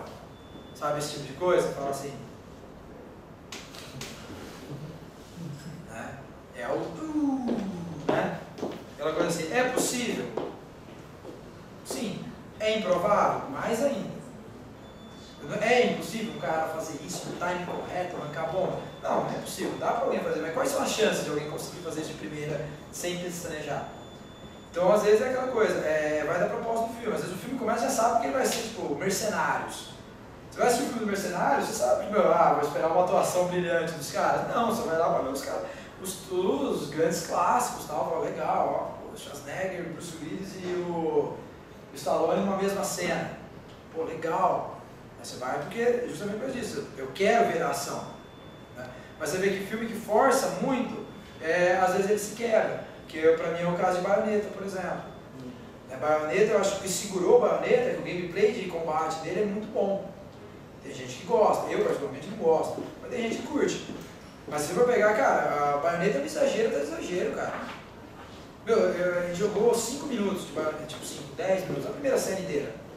Cara, nesse momento tocou Fly Me to the Moon umas 5 vezes, cara. Eu não sei o que eles têm problema com essa música, é uma música que os japoneses gostam muito. Tocou 5 vezes Fly Me to the Moon, 5 não, 3. Em 10 minutos de jogo, em diferentes arranjos e tal. E uma desnecessário, tem uma parte lá que ela chega e o cara dá 2 armas pra ela. Aí ela joga as armas pro alto, ela começa a rebolar e dançar a mina, e quando ela vai guardando as armas, o cara vai fazendo um drink.